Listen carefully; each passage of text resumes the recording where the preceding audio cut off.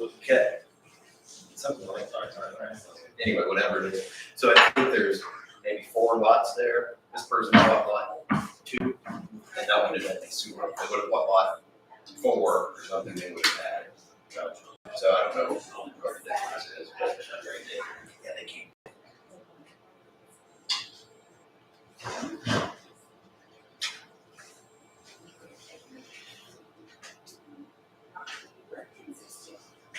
That's one of those, I don't like zoning for some reasons and other reasons. Like there, when we had zoning, kind of like they didn't apply it for their own. That's what I hate to see. I don't want to see people just putting something that's intended for a lawn order, like, for one, it doesn't look good, 2, it's not safe, right? I want people to have freedom to live how they want to live, but there's got to be some limit. Convenient for the person.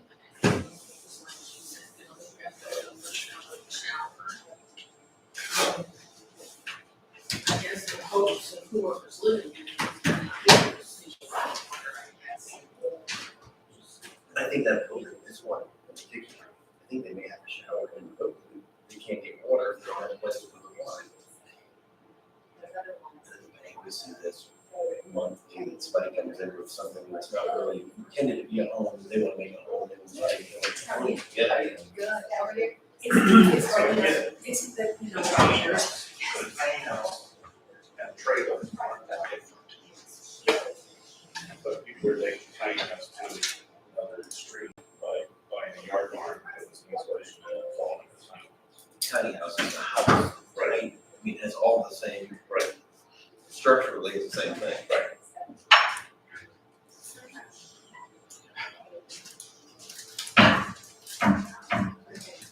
Oh, I guess you'll look at these. No, yeah. You guys have questions or anything we need to do on any of the mail? I just put it on. Oh. I didn't change.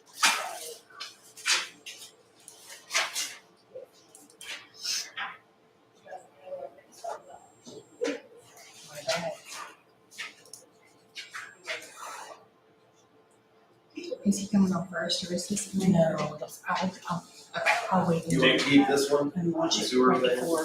You got one too? Okay. Just right there. Thank you. Sorry, Well, you run up here for nothing. Steve, where's Brent? Colorado. Vacation? Oh. Okay. I think he's in Colorado. Right, I think you did mention that. Okay, Oh, we're good? We're,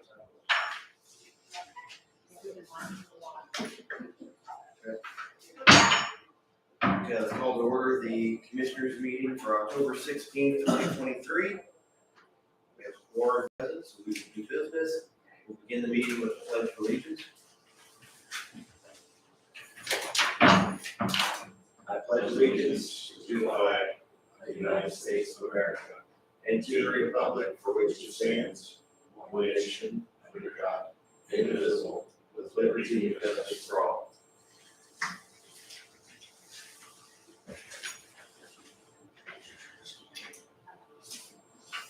The October 2nd minutes, does anyone have any modifications? No. I'll move that we approve the minutes as presented. I have a second. All in favor, say aye. Aye. Motion carries. We have the payroll from the last period. Anybody have any changes or questions there? No. I'll move that we approve payroll. All in favor of the motion, say aye. Aye. Aye. Anyone opposed? Motion carries. Then we have the claims. Any changes or modifications, questions there? No. I'll move that we approve. I'll second. All in favor, say aye. Aye. Aye. Anyone opposed? Motion carries. Okay, we have the monthly report from the county clerk and the monthly county treasurer's report. Any questions, concerns on those? The clerk has several listed outstanding checks that they had sent to people that haven't been deposited. If you see anybody on the list that you know, or some of them are visitors, some of them are individuals, I asked her what's going to happen with these, and she said, those people, if you know any of these people, then you can direct them to your office and they will work with you. For example, there's some of these that are from 2019. Some of them are businesses like Master Brand or CVS or Dollar General. So if you know somebody there, you want to let them know they've got outstanding money coming their way, you can let the clerk know. And see if you had a question on the treasurer's report. Whenever the treasurer's office makes an investment of a CD, and it's for a certain department, the highway department will get those funds. If it's county general money, we make money on our checking account, it just goes back to county general, is that correct? If it's unallocated to a specific, anything invested goes to that fund. If it's unallocated, then it goes to the other. And so if we earn more money this year than we did last year for interest, which we should, does that affect our rates? Does that affect If anything? we have more income, then we don't have to take in as much tax money, or we have more services, so that helps us. Right, so if the county council wanted to, we could earn additional revenue from interest and keep tax rates the same, and there's just a surplus money that the county can. That's all calculated in the budget. Anybody have any questions on the treasurer's report or the clerk report? Steve, highway report?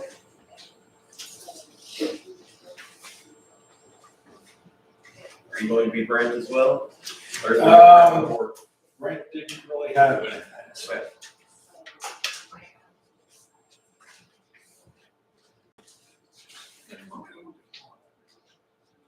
Good thing you got a good one. That makes up for it. Yeah, it does. I like the first one already. Yes. That was a better conversation than we've had in Nice. a long time. Talked with Michael Costello on Friday. He submitted a third plan revision to the DNR. They've had it for about a week.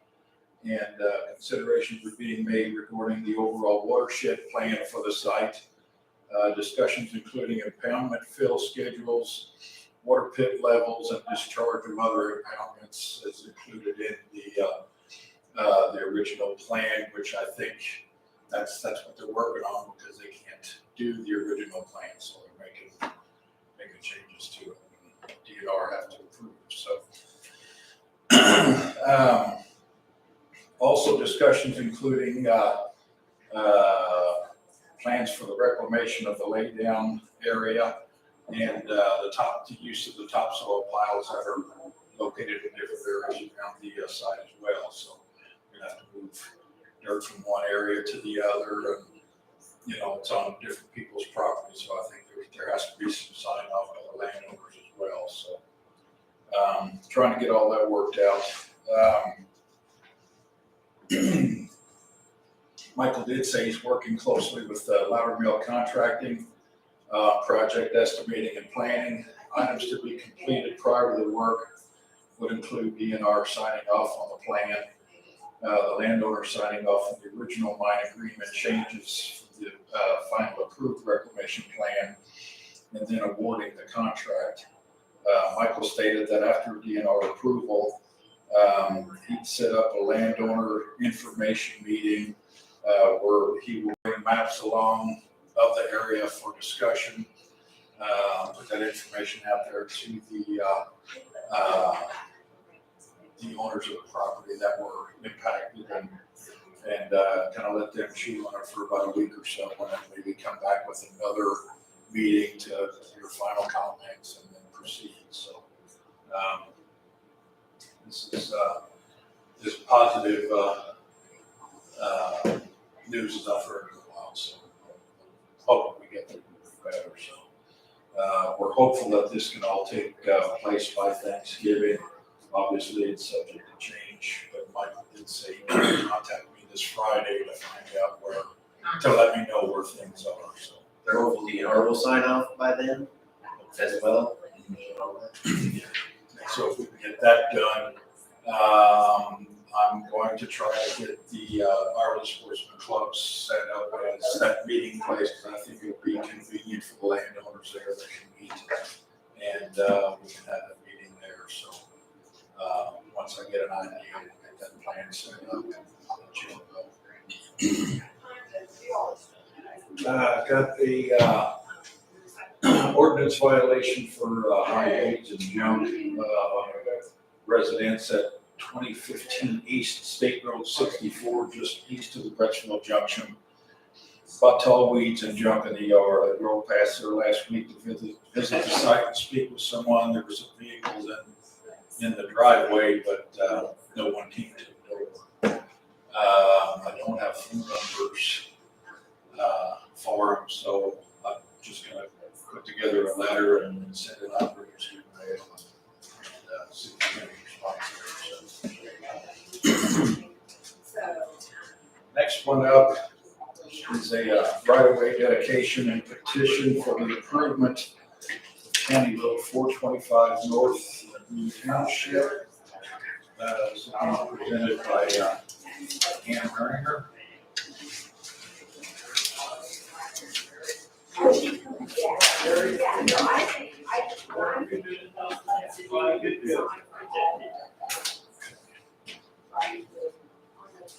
I did put together the score on the road.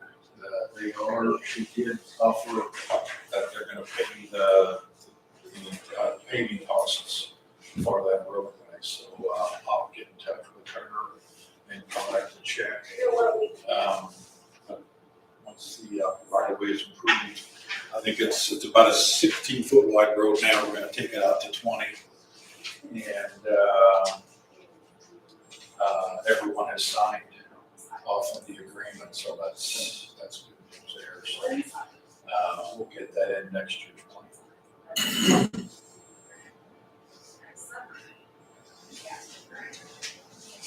Since this is a co-op, we usually try to get them in right away and not necessarily bump everybody else, but once they pay us the money, it's already paid for, we'll just move it into the schedule.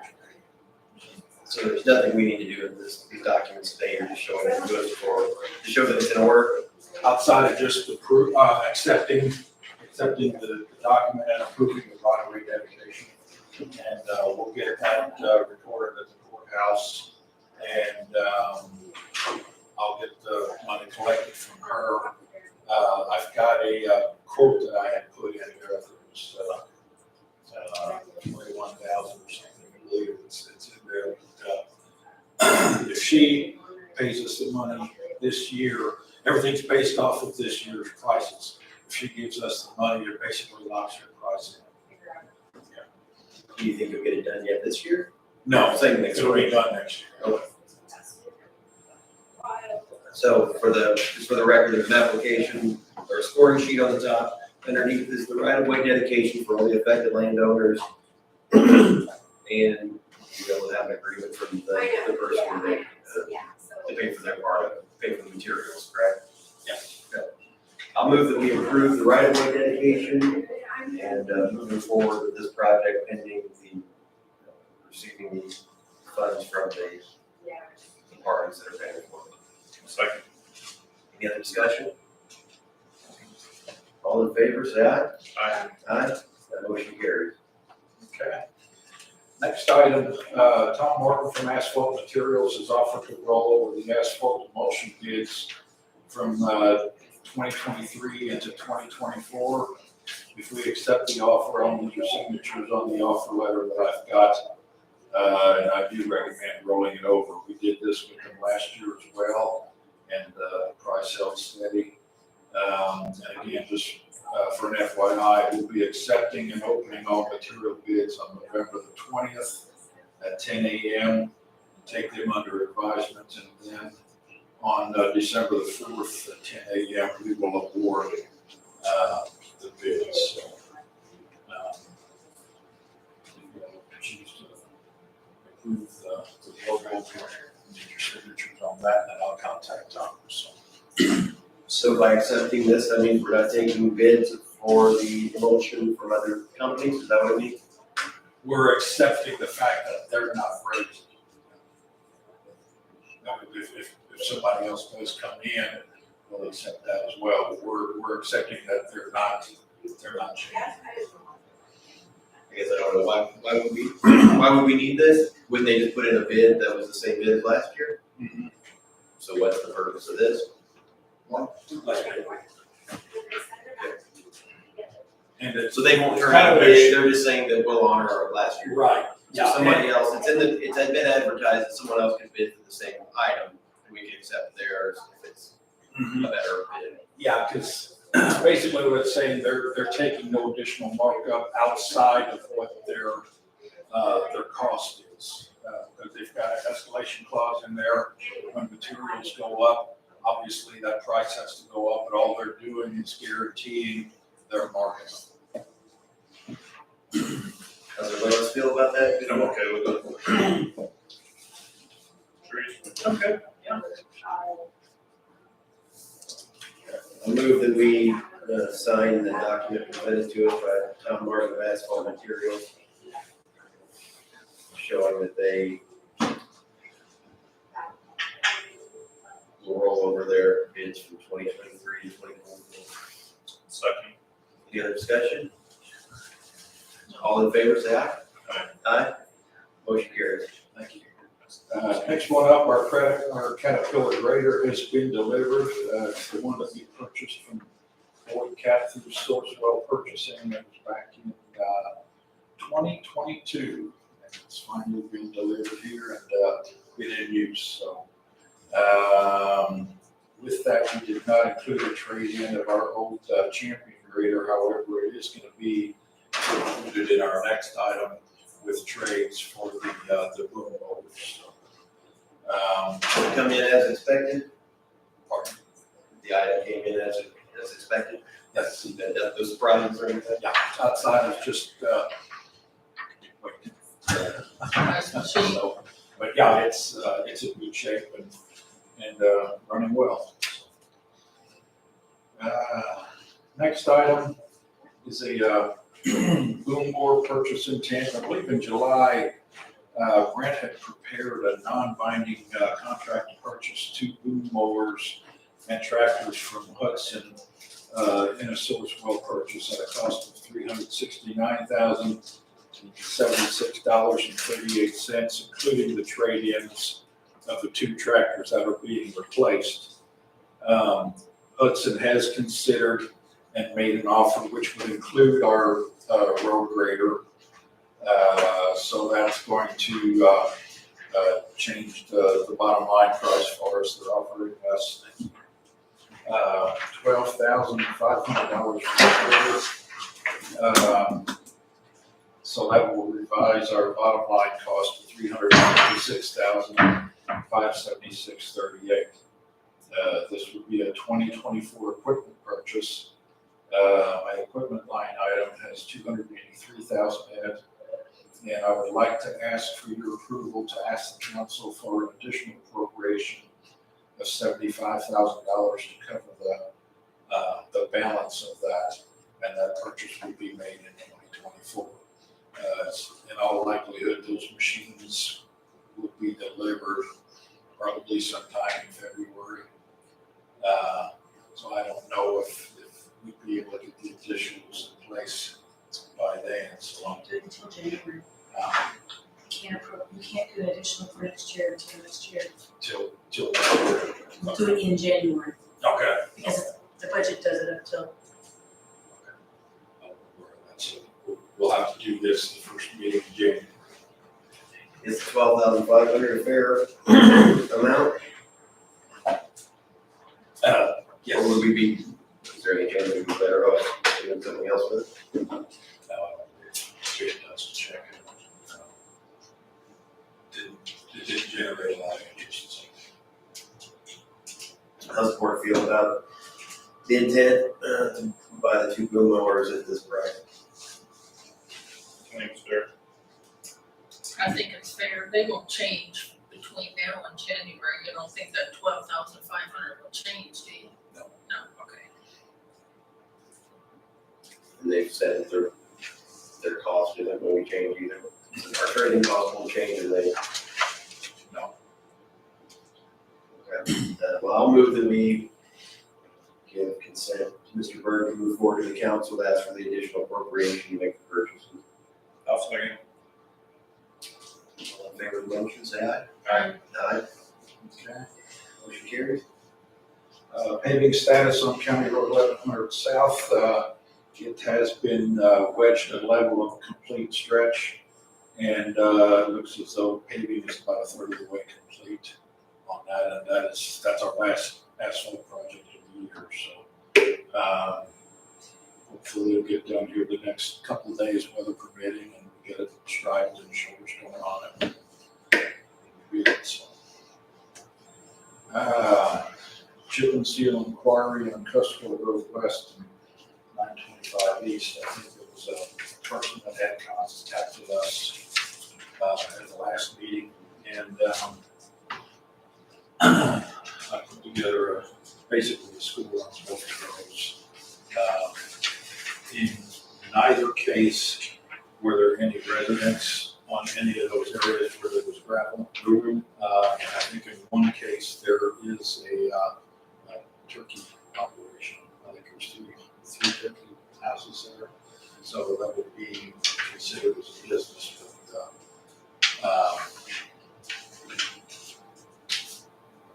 not much there outside of. Neither one of those roads had any right of way on it as well, so that would be the first recommendation before any judgment would be decided to pave that and have that continuous paved road from one end to the other. So we have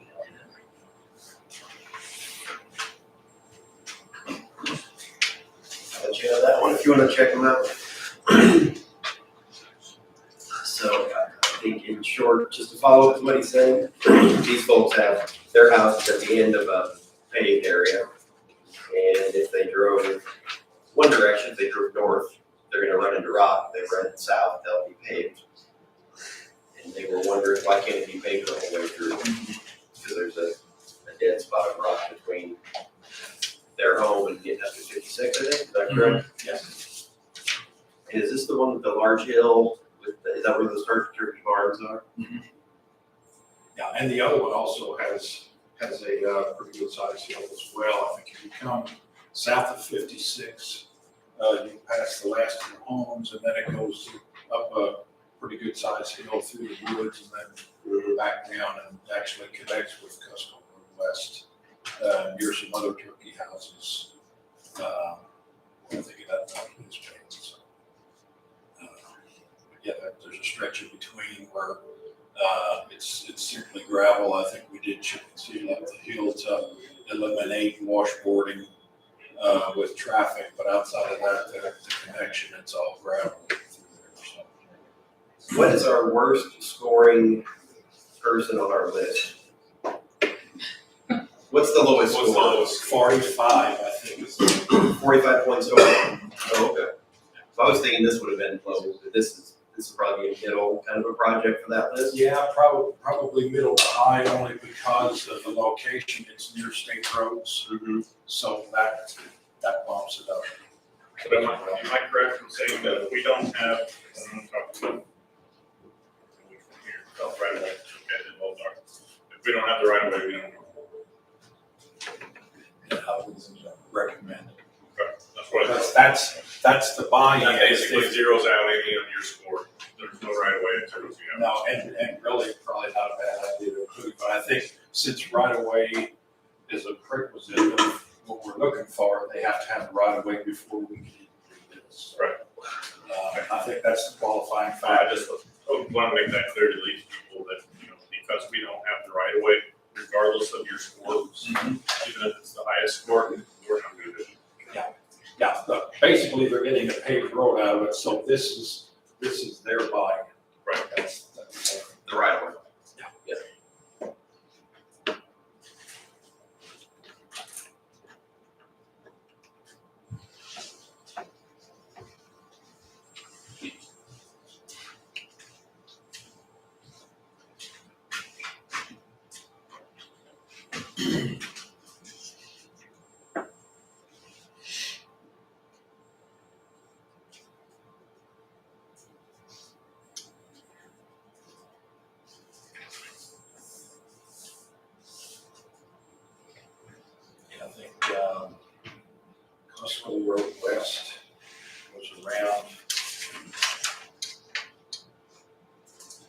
3/4 of a mile long, and,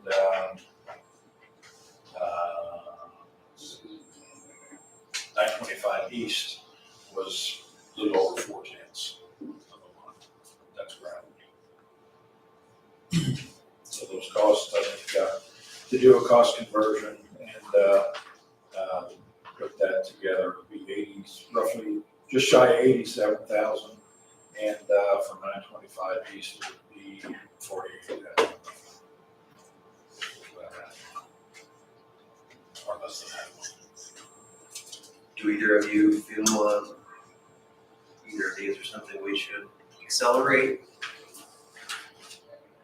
Or keep them in line with our normal practices? That would be our only options. We could choose to do any roads that we wish, but if you're with our normal policy, this road wouldn't be in line just now. Is that correct?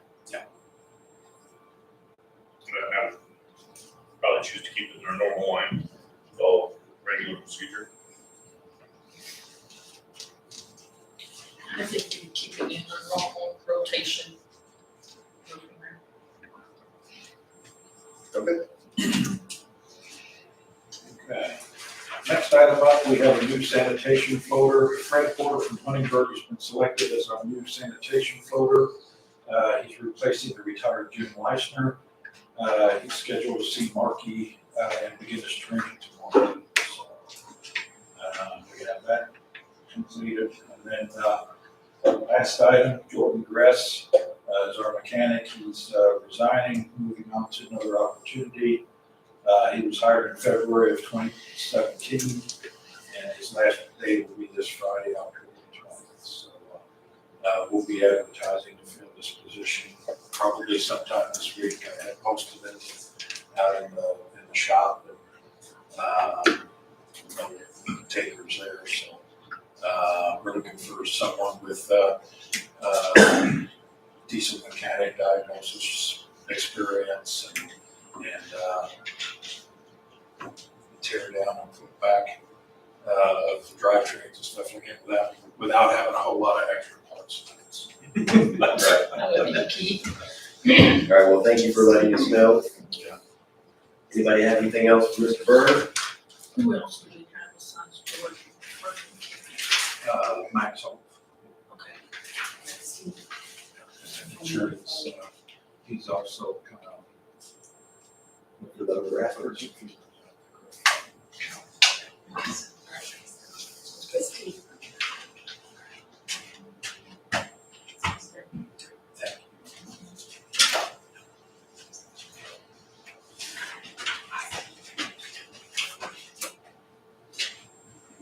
I'm not saying it works, I'm just saying that's what we have. Okay. Anybody can use rail or take a break or anything? Very I'm looking at a quick report here, then we can move on to the next slide.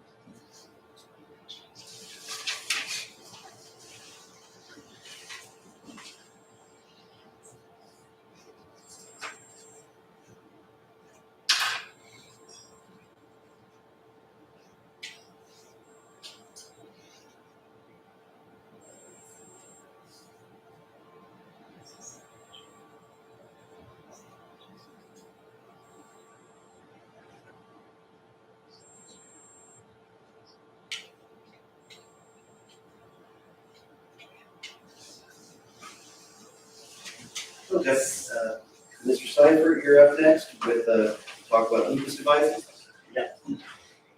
Good morning. Morning. Good morning. We've got some good news. Let's hear it. We like good news. If we had good news, I don't think as many people would have showed up. Kevin here, he was on that Do What's Kind of Leadership, program, and this was their project. He thought it very important, and he ran with it. So he actually raised right at $100,000. So he can explain part of that, and we can go with the protocols and stuff. So right now, with Dave, we finished the program, we're not completely done with it, we're done with the classes and everything. We are right about $91,000 almost $92,000. So what we raised, we have roughly about $60,000 in our account, and then we are waiting for a response to get the rest from the corporate that want to help us, but they want to know where this project is going to go. So we are here to ask for you guys' help to try to get the rest of that money. The money that we need is it's $137,000. I'm sorry, $137,000. Like I said, we reached out to roughly about 60 businesses. We deliver letters to different businesses. We have actually talked to, like I said, big corporates, and they're on board. Everybody's on board with it. But they just want to know where this project's going to go at the end. Which, I mean, that's what we're here, just to try to get some help from you guys. To start, can you say who you are, just for the record? Oh, my name is Henry Calder. Sorry. And what we're doing, a lot of them don't wanna, if it's a goal, then they're gonna tell us how much they'll give us. And we also met with Kevin Smith from the Du Bois Community Foundation. We gotta meet with him again, and fill out the paperwork and see what we can get from them. But we just kind of wanna get the commitment that we can have the funds, and it can be deducted, because if we order now, it won't be till February till they come in. So if we know this is a goal, the corporates will all start pitching in more, and then the end result is it may not even be that much. It might be, God save, maybe we'll be down to 80,000. And Ryan can talk about the new protocol that we have, the hospital put in effect. When they come, Ryan, you just want to talk about? So, we're kind of behind the times when it comes to. And who are you for the record? Just in case somebody's watching. Ryan Young, I'm the Director of Ambulance Services. So, kind of behind the times when it comes to cardiac arrest. Always before, kind of rewind a few years ago, whenever we just had advanced service, now paramedic service, the idea was to get the patients to the hospital quickly. So the equipment, the drugs, all those things that the patient needed at that point in time is at the hospital, not on the ambulance. Fast forward to now, we have everything that we need on that ambulance that they have in the ER. So the idea is to stay on scene, do quality CPR, because that's what keeps the patient alive until we can get those drugs and get their heart started. So it doesn't do us any good to rush, a patient down a flight of stairs and stop CPR 3 or 4 times, try to get them from point A to the back of the ambulance, get them to the ER, get their heart rate back in the ER, and then they don't come back to normal function because they lack oxygen too long while we're getting from, say, the upstairs of the residence to the back of the ambulance. So this machine allows us to be able to do that by putting the machine on. You don't have to have somebody standing trying to do CPR, it does the CPR for you. So very much a life-saving measure that I think is money best spent at this point. And the time frame is 20 minutes to a half hour, and you have to stay on scene. So if you have guys trying to do CPR for a half hour, you better have dozens of them. Typically, to rotate out, the standard is you rotate every 2 minutes out. And so 2 minutes of CPR, then you go to the next person, you go to the next person, you go to the next person. Just here, you put on, it just keeps going, the battery gets low, you get out, you plug it into the outlet, and it keeps on. So, and that's the only thing, we just wondered if we could get a commitment for like no more than 137, and that would be based on deduction after we get a grant from Community Foundation and then other people. Henry said every once in a while he does get a check in for it, yeah. So, Tell us again, please, what the scope of the project is. What is the 60,000 you have in the account plus our 137? What is the community getting? The scope of the project was to get Lucas machines for each fire department in Dubois County. One machine for each? Yes, one machine per. Which totals how many? It'll be 14 altogether. The cost on those was? It was, 18,000. yep, 18? 18. That's our best price by buying 14 at one time. that's correct. And I do have another outlet, I want to check with the sales rep. There's another organization called SEVA, and they have a thing that you can buy these things through too. So I'm gonna check with them and see what we can do, get a little better since we're gonna buy that many. But we want to try to keep moving forward. Like I say, it takes 4 months to get one. So you know, told me that's what it'd be, 4 months. So that's February. So. I think last time you were here, I asked about the township government. What is the situation with township government's funding of the fire departments? Just insufficient? It's, ours pays for firefighting. It doesn't pay for EMS. We gotta get that ourselves. Okay. So some of the rest of them, I think they're in the same boat we are. Firefighting.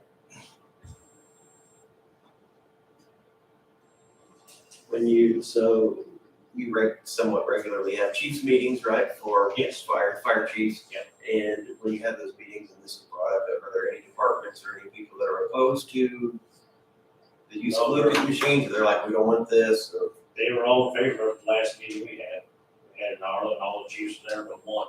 And he called him, he said he's for it too. Everybody's in favor. because I assume there's training that has to go along with it if you get a Yes, machine. Everybody- Ryan and them will do all the training for us. It's not really a lot of training, but they will provide that for us. And Tanner Sizemore from Lucas, Stryker, he said he would be more than happy to come in too, and help train everybody. You will have a big place, or then just go to each department, probably be the best, each department have their own training. Mr. Hostetter, you have any questions or comments? It seems like a good project. Hopefully you can get it all paid for. Yeah, and that's our hope for it, but we just need to get a commitment so we can get it And all we've got any corporate commitment as far as they said how much they'd be willing to put towards this. Well, with all the corporate help, like I said, we are right at 91, almost 92. There's still some people out there that do want to help. There's some more corporates out there that want to help, but they want to know where exactly this project's going to before they actually put that money down. Okay, but they haven't given you $1 a year. Yes, I got dollar figures from corporates. Well, from the ones that haven't, The ones that have, no, they haven't given me nothing. I didn't know if they said, hey, we'd be willing to put 20 grand in this if we know it's gonna get done. No, not yet. And once they know it's going, then that's when Kendra will reach out and say, yes, the project's gonna go, and then we'll know how much we're gonna get from all that. Because I'd like to see it happen. I just hate to make the commitment that, yes, we'll put the money in, and then they say, oh, well, you got it, never mind. No, I don't think they're gonna do that. Okay. No, they won't do that. Stan, did the volunteer fire departments not commit amount for each, didn't we? Yeah, we had talked about $1,000, Right. 500 to 1,000 each department is. So they would show their support. That's what everybody, all the fire chiefs said they would do that, so. Mr. Stefano? Well, it's funny that this comes before us today, because I actually saw a program the other night with this Lucas device. I was impressed. Just like you said, from the time that somebody gets on scene to the time they get to the hospital, how crucial this device is. And, sometimes, say, an hour, we get a call, but the ambulance ain't coming from Furman. Yes. Right there, you got 20 minutes already. At least this way, we got CPR started, there. It was amazing to see. Yeah, it was amazing. Have you gotten any commitments from the hospital as far as donating anything towards this? No, Have you asked? Have you asked them? I haven't asked the hospital. Okay, I mean, that might be an avenue. Yeah, To so look we'll keep asking, but we just wanna move forward so we can Understand. get them ordered, and then we can keep deducting people come in. If somebody comes in and gives us 20,000, we can take that off, just deduct in it. By the time we got to pay for them, maybe it'll be 80, 50 months. Sure. Is your, or is there one of these on each ambulance? There's one on each ambulance, correct? I'll tell you, when we started this conversation, when we talked about it at the hospital before fire departments were involved, everyone agreed that it's an important thing. I think it's something that we can and should support. If for nothing else, for a couple of reasons, Mr. Young has done a fabulous job with our finances, with our ambulatory services. He saved us. He worked with the hospital, I worked with him, he saved us a big deal of money there. Where we used to be, so I think we're a fair position at the hospital, so that's helpful. And then the very high quality volunteer fire and fire departments that we have in the county are some of the finest things in our county, so I really appreciate what they do and I want to support what they're doing. Plus, if I have a heart attack, I'd like there to be the very best, me and my family and for everyone else in the community, I'd like there to be the best. The best chance you can. The best chance you can get. It's not, your chances still aren't great, you gotta wait 20 minutes, but it's better. You might as well do the best we can for people. I think to Stan's point, we're on pace right now for about 6,000 runs this year. So if you do the math, there's 4 ambulances on at night, 5 ambulances on during the day. What's the chances that if you drop in Ireland, that there's gonna be an ambulance in Jasper to respond to that? It's getting less and less at this point. Our volumes are getting higher and higher. Is there anybody else that wants to make a comment? Mr. Hoaxing or people there, anybody? I mean, I think they're great devices, I think they're important, and we've seen and heard of a lot of support for this project, so I think the sooner we can move forward, the better opportunity we'll all have. So, it's baby boomers are of age of where they're needed, and a lot of elderly people in the community. Anyone else? Well, we did have a run with one of these devices early in the protocol, middle of September. So we were sort of 2-3 minutes ahead of the ambulance there, this is typical. But if we'd had the device, we could have put it on the scene, cleaned up immediately. We had less people from the patient, the ambulance comes in with their medications, they can get right to the patient. And when I wasted that extra minute, if that takes a minute and a half to put this thing in place, that's a minute and a half lost, that we can get the medication on faster. It worked great. The device, the protocol worked great. It's new for us, it's difficult, but this device would let us get things started faster, and I think the MTs do their job when they get there faster. Hopefully, give these people a better chance to live. Time's of the essence. A lot of this is going to be out in rural communities. So if you're here in Jasper, you're going to be in the hospital within a minute or two. Let's say Cuskell, Crystal, Hayesville, Dove, out in Huntingburg, Ferdinand, and everything. Where time is of the essence, we can have a first responder there within 2 or 3 minutes. That could be pumping air into the brain to hopefully lower the opportunity or the chance of having permanent brain damage.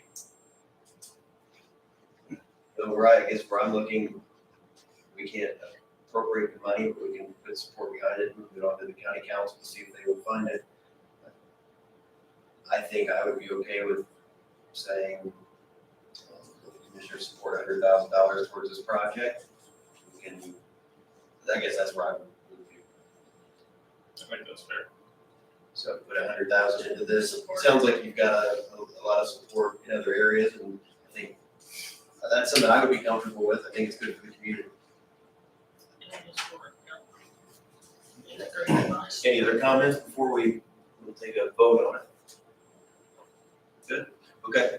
I'll move that we move forward to the county council our support of $100,000 for the Lucas device project as it's been presented to us today. I'll second. Any other comments? All in favor, say aye. Aye. Aye. Motion carries. So that'll be the next step, would be getting county council to actually find where the money's coming from. Okay, good. Thank you very much. All right, thank you. Appreciate your efforts. Thank you.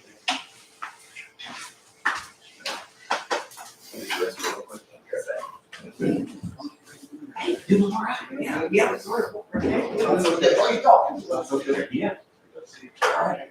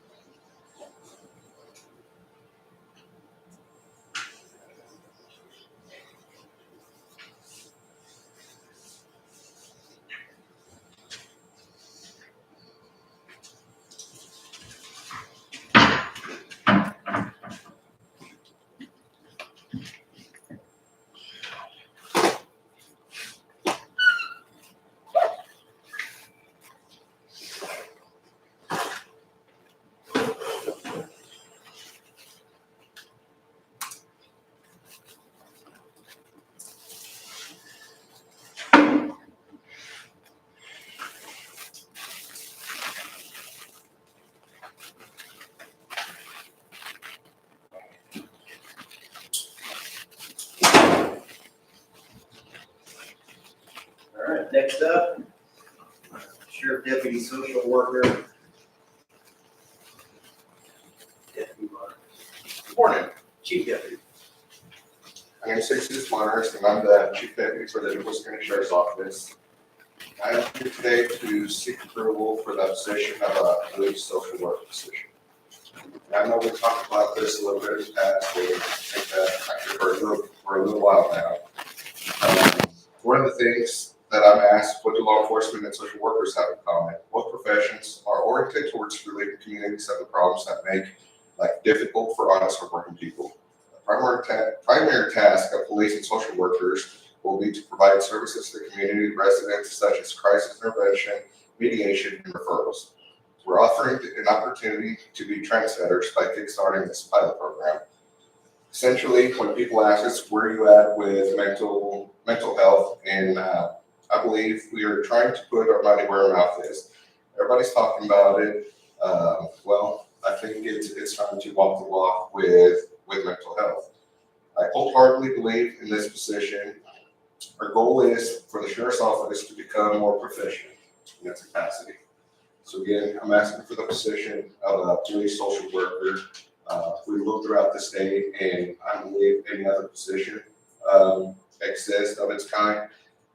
I've been to a conference in Wilmington where several states from around our area, local departments like Bloomington PD, they have social workers embedded in it. But I believe that anybody has an actual police/social worker. I think you're getting best of both worlds. Now you're taking kind of that fear of sending a social worker directly to a call. Now she has the basics of law enforcement. They can hold their own. They have the basics of a police officer.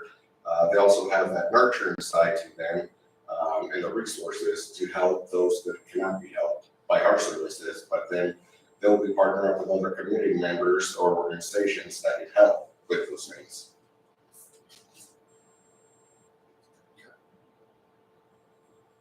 So, since the last meeting, I've learned a few more things, so I created some notes and I shared it with the other commissioners.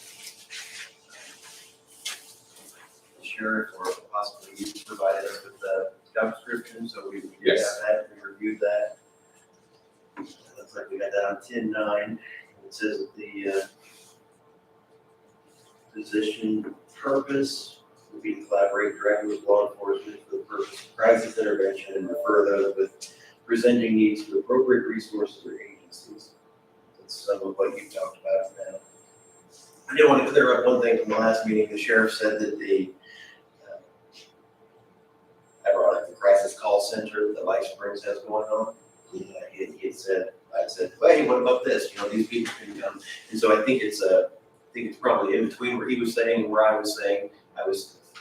What it really boils down to is that there's 2 crisis teams within the 11 counties, and there's 3 individuals on each of these crisis teams. And I think the one that serves DuBois County has 2 of the 3 people hired. So we're called the Western Division. And what would happen with people that called this crisis service line would be, it would be triage. You know, if it's a person that needs to be talked down, I see that that's a crisis for you, and work them through it. That would be the first line, or they could send them to a on-call counselor. And if it's something that needs in touch, a human touch, then they would send the team to them on site. And there's levels of this. So it's 1, it's on the phone. 2, we take it to a counselor. 3, we send people on site. And 4, those people would take them to the crisis unit, which is a physical building where people can stay overnight, calm down, and get placed in the appropriate place. So the problem with the good thing about that is if it can be handled by a phone call, I think that's pretty great. If it can't be handled by a phone call, then we've got people that have to drive a distance to get there. There could be big delays, and that could be an issue. So if they need to get, and if they need to be removed from the situation, then they got to go to Jeffersonville, which is another thing that's inconvenient.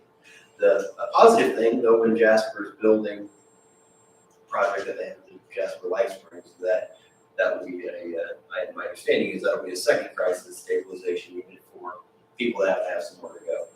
So instead of having to drive into Jeffersonville or take them to the hospital where they'll get released possibly right away. So we do have something positive happening in that area. Did you have a comment? So essentially, we'd be cutting the middleman. What you said about the team taking the phone call, if they're needing the touch, we're cutting the middleman. We would have an officer on duty, which would be that officer / social worker that would take that call directly and maybe be accompanied by other officers. If the situation doesn't call for other officers, they can leave that social worker / police officer there, and they can decide what the next step is. Does this person just need something to talk to? Does this person need a plan on resources on where to go on the next available time, or if it's immediate, where they need to go to the hospital, or like you said, a place like Life Springs that can already start an inpatient treatment or something. So like I said, essentially we're getting the middleman and we're going directly to the problem.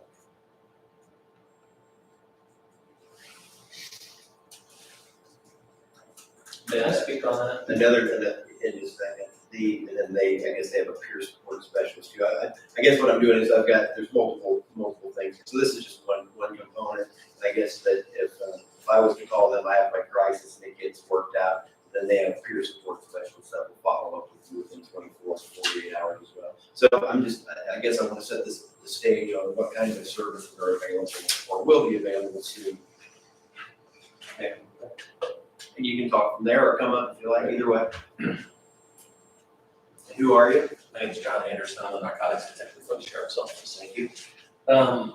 The thing that I want to express to you in all of this is I've heard on all the things that we're talking about this morning, and they are very worthy things that you being asked to support. I'm here as an employee of the Sheriff's Office to tell you about something that I see every day. Just the same that one of those devices that they're talking about, it doesn't matter if you get it out every day, but when you do get it out, you need it right then. This person that we're talking about, I need it every day on my job. It's not, this will be nice, or this will be, I need it every day. And a good way that I can, maybe you can see this is, we were asked that all 3 detectives come here this morning and speak to you about this. Well, one detective is at training on sexual trafficking of children. Another detective is at a forensic interview of a child that was abused over this weekend that we got called out to yesterday. And I left the training so that I could be here to talk to you about this. I cannot express to you, that project or whatever that you're talking about there, I'm not trying to put any of that down. But But I can tell you this, 25% of the calls that I go to, there's a social worker there. It's called CPS. And CPS has nothing to do with what the sheriff's office is trying to accomplish. They have their own boxes that they check, and they have their own thing that they have to do. Not down on CPS, I'm saying they have their own priorities. And where it differentiates for me is CPS, their number one rule is family reunification. There are some people that should not be reunified with their children. And those are the people that I'm talking about. The need, the necessity, children abused, drugs, people addicted to drugs. And it's not in the initial, like, I can go there and I can make the arrest, or I can summon you in, or I can file paperwork with the prosecutor's office. You're just addressing the criminal aspect of it. You're not addressing all the things that have to do with the family members that need the help. You can address the sexual abuse of the child. What about the family that has to do with that? The parents. What do you say to them? I mean, as a father, I can say things to you, but I don't have all those things that a social worker can do. I'm pleading with you to please fund this position. All the things that you've heard here today, this is just as important. And if you're welcome to come with me anytime and experience this. I wouldn't leave what I needed to do for my own training hours to come here if it wasn't important to me. I can't express to you enough of how important this is. And all those other things, those outside items, they're great too. But if he and I work together, right? So if he says something to me, it has a different meaning than if I turn around and I talk to an officer from another department. They have their own SOPs, they got their own thing. City of Jasper doesn't care what's going on in Duff. But we're both police officers and we both care about the community. I just can't put into it enough about how frustrating it is to continue to do these things over. I've been with the sheriff's office for 30 years and I've been a deputy for 25. I've been a narcotics officer for 12. The repetitiveness of this. And I've tried to think of some kind of way that where you could see this and understand it. And this is the best way I can say this as a narcotics detective. The city of Jasper has 6 vape shops in it, okay? Go into any of those vape shops. I was in one the other day, there were over 100 methamphetamine pipes in there. There was hundreds of marijuana items. Granted, they're novelty items because they're not used. You can't prosecute it, it's not a crime. But what I'm saying to you, if the city of Jasper can support 6 vape shops, what's going on out in the community? And what children are being affected by this? What spouses? What people that are, things aren't getting better. So I'm just pleading with you to please fund this position. We desperately need it. It's not about getting another deputy, okay? This is about a social worker. And the other side of it is, this person going through the academy, essentially you're freeing up a deputy. Now, obviously we try to go 2 people to a call just for safety. But once you get past the initial call and you're doing the servicing that a social worker does, I go with things on my own all the time after the fact. That's where we would be more proficient. And the other part of it is this, and this is the big picture, right? You can look at the small things and the other rural services that are provided out there. They're not working with us. If you decide today to fund this position, if you said, you know what, John, I believe what you're saying, we're going to do it. The person isn't even going to start until 2025. Like, people think it's like hiring a deputy is like hiring a receptionist in an office. We teach them all this, and in 2 weeks they can answer the phone. It's not. You got to go through the academy. You have to go through FTO. You have to learn all the things that there are to learn anymore about being a police officer in this day and age in the United States. All the case law, all the things you have to learn. It takes an active police officer 5 years to be We're able to still in handle session for something else, 80% so of we're their gonna have you calls. hold for a minute. 5 years to be able to handle 80% of your calls. So even if you said today, we're gonna fund it, this person isn't even gonna start until 2025, if you can find one. That we still have to find somebody that wants the job. It would start now, but it wouldn't be active They have to go to the academy, they have to go through Academy, the training. FTO training and everything else, So it's not like if you say, you know, this is a good idea, but we'll talk about it next year. Well, if you talk about it next year, you're talking about somebody starting in 2026. And if you keep putting it off, you're just delaying. This is not like hiring or buying an item. This is someone that you have to find that has all the qualifications, that wants the job. And here's the other thing, I'll tell you, whoever this person is, if we could find them, they are going to be overwhelmed immediately with the number of, not just the initial call, it's the follow-up after. I just cannot express too strongly enough about how important this is to the community. If you honestly want and care about people, this is something that you, in my opinion, is much needed and needs to be funded. Thank you. The other thing as far as crisis hotlines, suicide hotlines, and mental health services, of course, 988 was rolled out in the last year. That's another suicide crisis hotline. The county vehicle with that information to Can't get it to the go on the library screen. and make sure people are aware that resource is available. That's why we're here. The most important thing that I want to share with you, and you may be somewhat aware of this, and I'm sure you were, DuBois County was recently given a Department of Justice grant, the JRAC. Received this, they put in the money for the effort to put it together, and it was approved. There's, I think, less than 30 of these in the whole country, and the maximum is about 550,000. We got right under that amount, and it's just more specifically, it's called the Fiscal Year 2023 Justice and Mental Health Collaboration Program, and as I said, DuBois County worked on that with Community Solutions.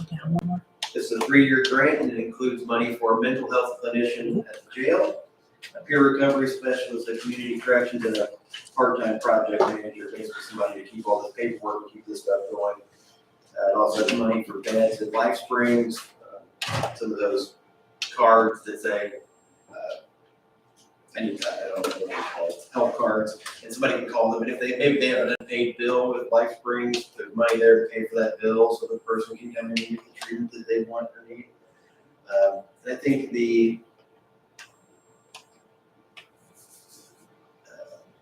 let me try to make sure I get my thoughts straight here. The purpose of this program was to collaborate between law enforcement and treatment. So people that we come in contact with, some of the people that Mr. Anderson was talking about that are preliminary qualified for these kind of services, that may be in need. They come in contact with the criminal justice system. That's what this is set up for, is for people with mental health and substance use disorders.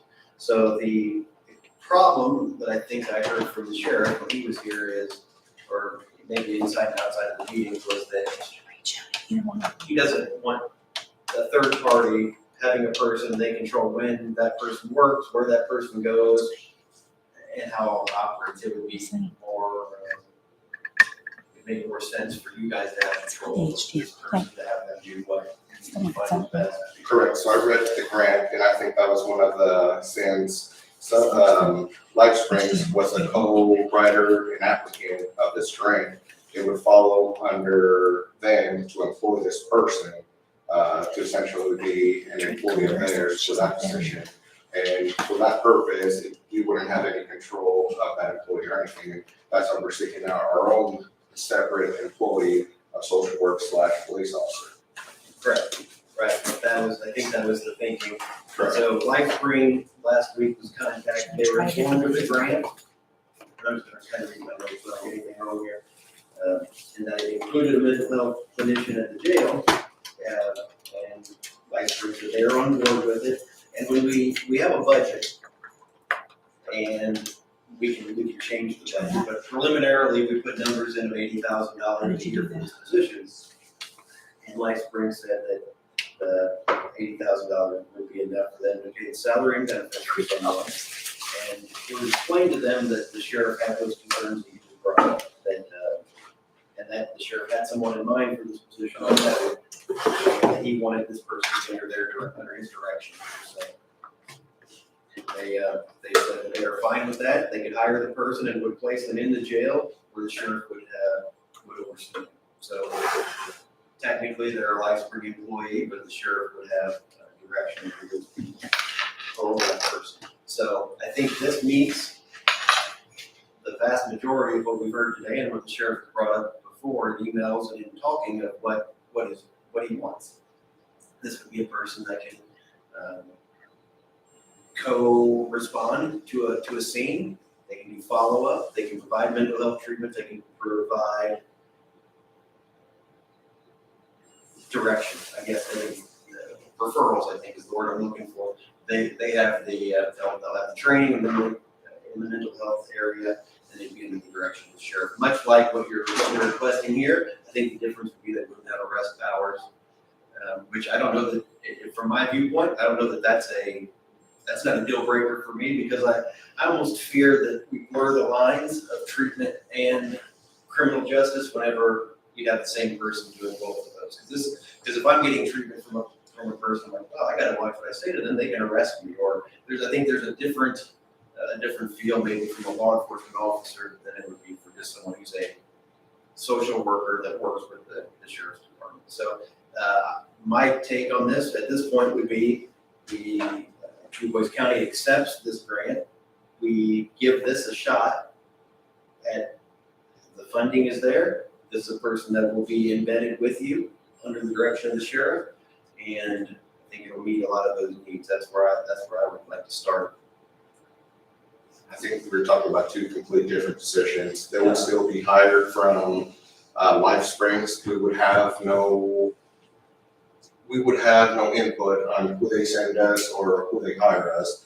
And again, we're looking at two completely different positions. You're asking as a social worker to come to the jail, just specific social worker. We're trying to create a new person that has both, that does have the arresting powers. You're saying that just because this person tells something to a social worker, they're gonna be arrested. There's things that's officer discretion. They don't have to arrest that person. If it's for the greater good, they can discreet and not choose to arrest them.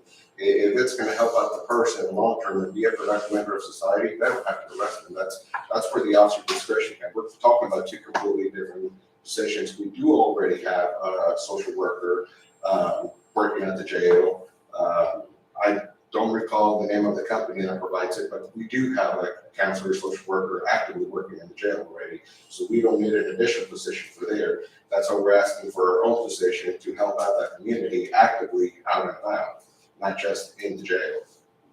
So right, and this person would be embedded, meaning that's their home base. They would go to work at the jail, just like you guys. That you don't work at the jail, but I mean that's your office. They would start there, and they would go out with deputies at any time that they were needed.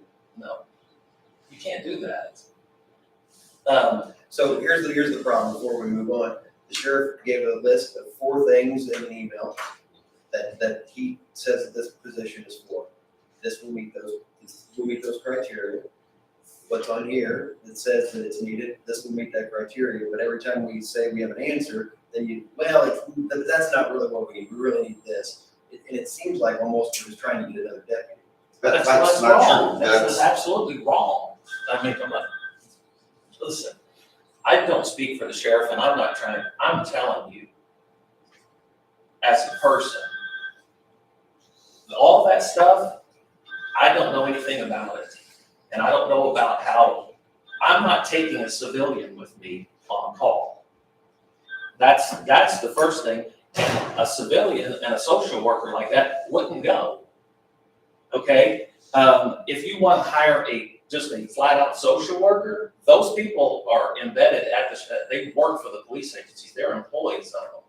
So when they go out on the call, they're covered by the county or the city or whatever agency they work for. You're talking about a civilian that we're going to call to come. I don't need services at the jail. Those people get all the services that they need. I'm talking about families in the community. Right now, today, when I leave here, I'm going to go down to this interview where this child has been abused. And she has parents and siblings down there. And I don't have anybody that I can give to that family to assist them. I can give them suggestions. I can tell them, here's a card, call somebody. But I don't have a person with me that can go. I don't have a person that can go with me to the call.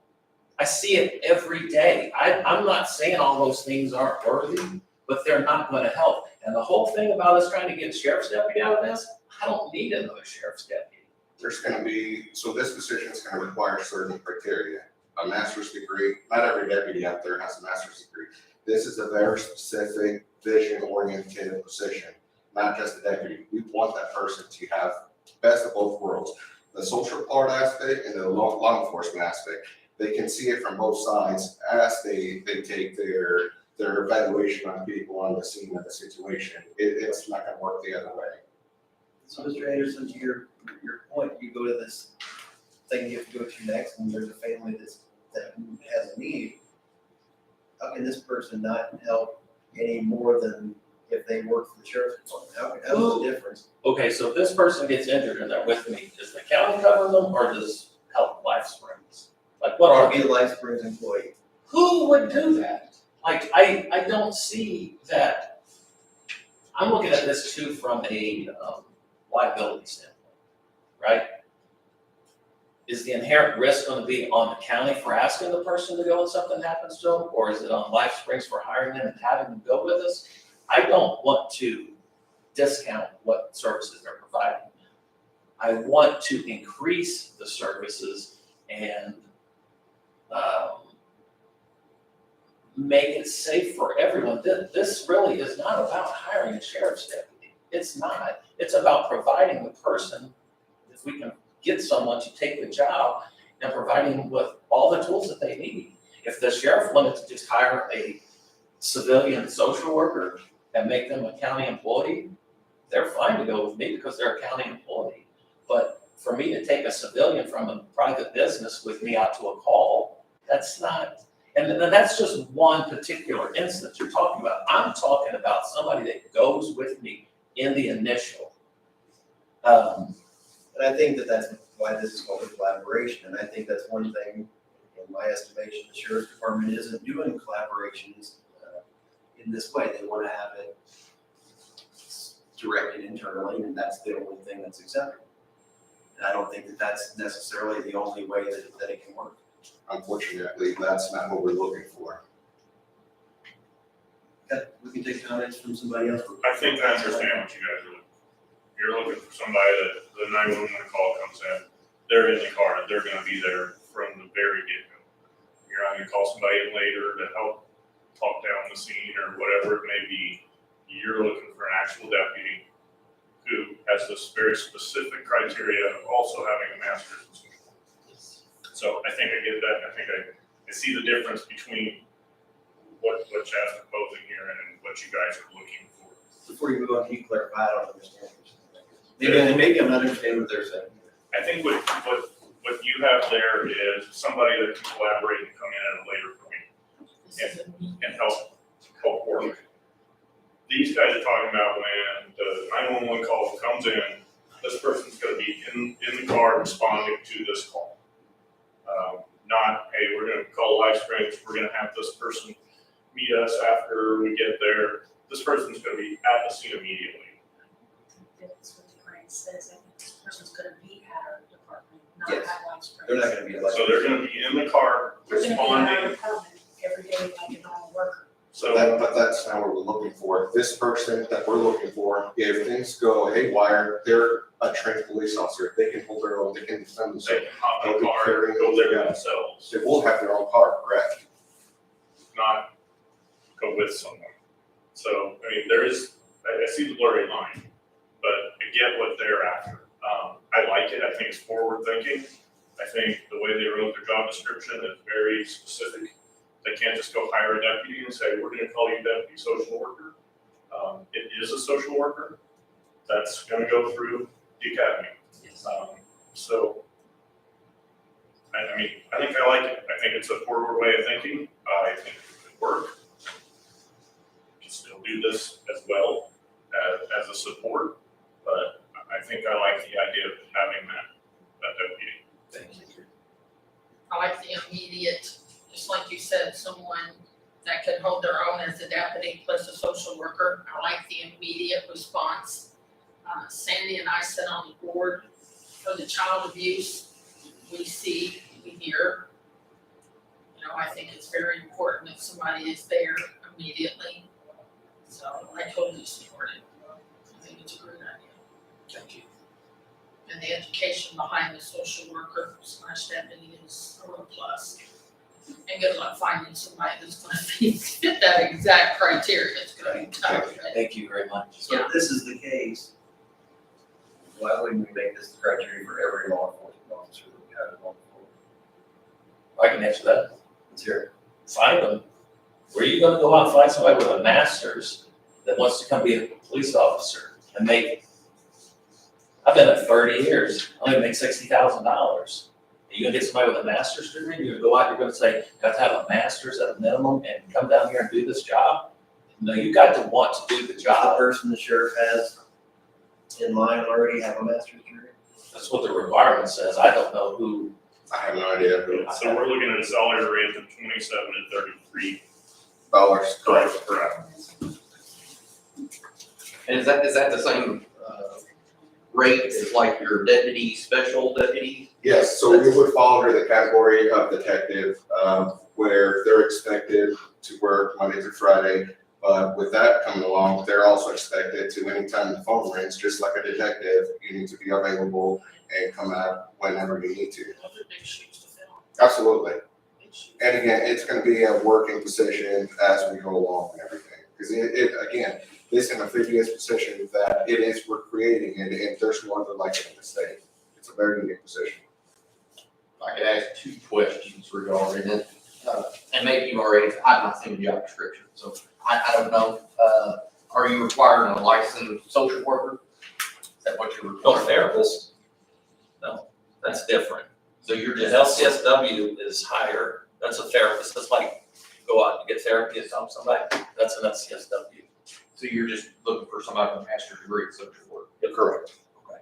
And then the other thing, I think you've already clarified that, so it's actually gonna be a deputy position, so it'll be in the deputy pension. Correct. Because obviously, okay. Correct. Okay. It'd be special, and a specialized position, just like the detective and everything. We're not gonna have that person, like Commissioner Nick said, we're not gonna have you out, we have a social deputy now, go out and write tickets. It's a very specified position that's gonna have the background of law enforcement and the basis of law enforcement, but the 99% priority is gonna be the social work. So we're running late. We, again, I want to support you guys. I appreciate what you're doing. I just think that this would be, I like trying something that's already paid for, that it's a qualified person. I guess we're seeing it different. I think that for a lot of the needs that you're bringing up, I think this person could be a Tom, whoever the person is, that's the social worker that is, employed by Springs, but working for the sheriff's department. Hey, I gotta go, we're going out to the Smith House. The Smith House, we've been there 20 times this year, we know what they are. Let's go. You know, I think that's how I look at it. It's a person that may not be everything. I don't think this deputy would be everything either, but I think it would meet a lot of the needs. Maybe we just see differently on it. So, if you guys want to create a position, you are welcome to. I'm not in favor of creating a position. So it'll be up to the two of you to do that if you like. I would support what I brought up.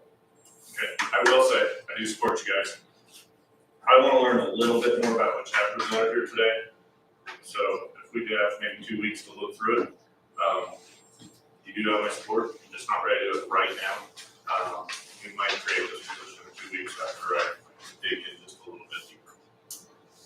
And I'll give you more information about what I don't know. What I told you today is about the extent of what I know too. Maybe it won't work, maybe it will work, but I'll give you more information. Commissioner Stefano, it's up If to you guys have anything more to share with me in the meantime, feel free to give me a call, a little more needed. Absolutely, and I definitely will be doing that. Like I said, I support it, I totally support it, I think it's a great idea. Thank you. For the immediate response on wherever you have to go. That's how I feel about it. Thank you. All right, thank you, gentlemen. Appreciate it. Thank you. All right, see ya. Thank you guys. Next up, we have Ultimate Technologies Group. I think they're on Zoom with us. Sorry to keep you guys waiting. Can you hear them? Good morning, yes. Yes. Can you see them and everything? I'm sorry? You can see them correctly. I have your information up on the screen, so. Okay, I can see 3 people. I don't know how many are in the group, but I can see 3 of you. There's 3 commissioners, so. Okay, fantastic. My name's Greg Seeger. Sandy, we've not met. I think you're on the right, I think. Thanks I'm for here. having us. Oh, there's Sandy. Oh, okay, I'm sorry. back in the corner. I'm sorry, we've never met over video. So my name's Greg Seeger. I'm with Ultimate Technologies Group. This is my wonderful partners, Sunny Robinson. She oversees design and engineering for us. Just in the event that we get a little more technical, she's going to be our ace in the hole. So I guess with the board's permission, I thought I'd do maybe a 60-second introduction to who we are, talk about the new Indiana state law, another 60 seconds, and then I will turn it back to you all. Does that sound like an okay course to get it started? Yes. All right. And are you able to see if I share? I'll try to pop this up here. I'm going to need the host to. Are you able to let me share? What do I have to do? I don't do Zoom very often. We do Teams. What do I need to do? There should be a. Let's see if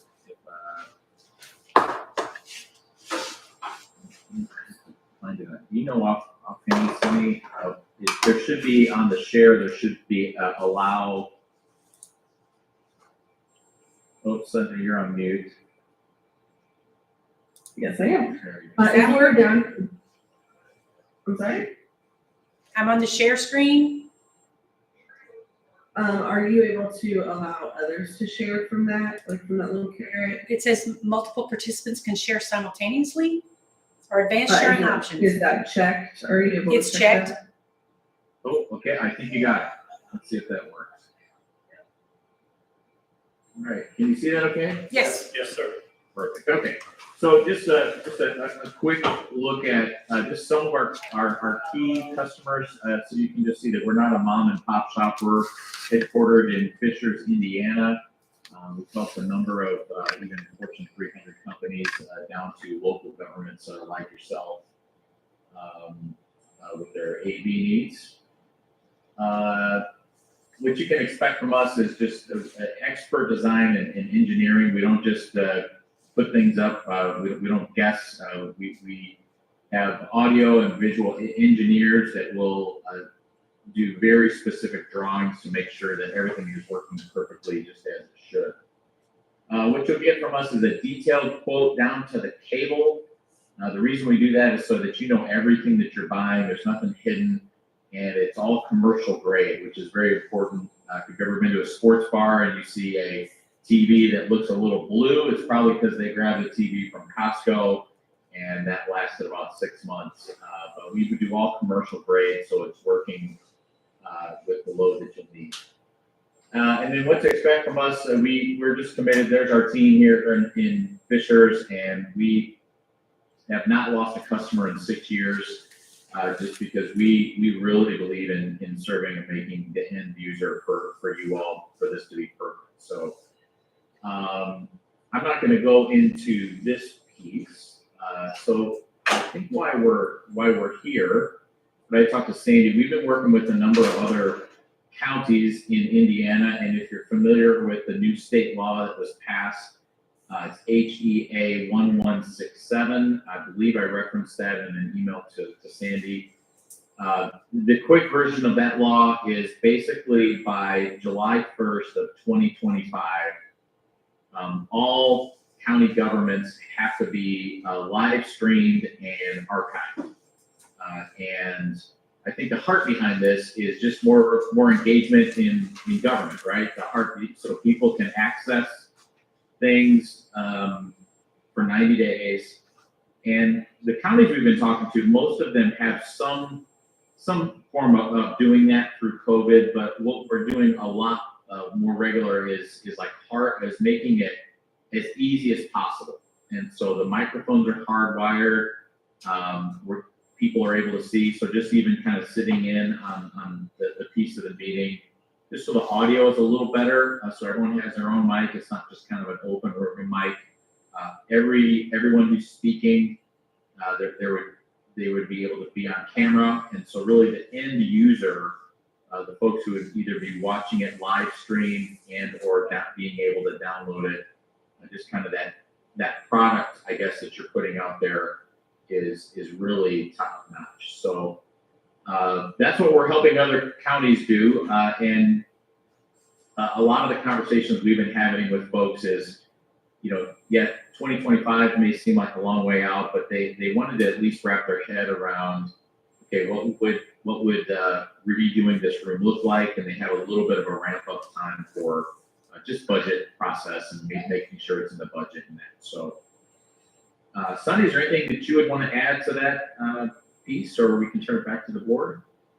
No, I think you hit it on the head. There's just a lot of ways to really streamline the system, so you can meet these requirements, but not have it take any of your time and not be a headache for you to do.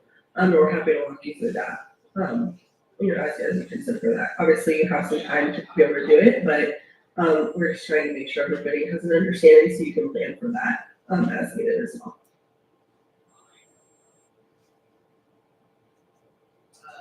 So what we do currently is we stream on YouTube, and then it saves it on YouTube. It's low quality, but it works. You can hear it fairly, and you can't really see who's talking, who's on the doing what. So camera. it's not the world's best thing. It looks kind of like what you're seeing on the screen, but worse. And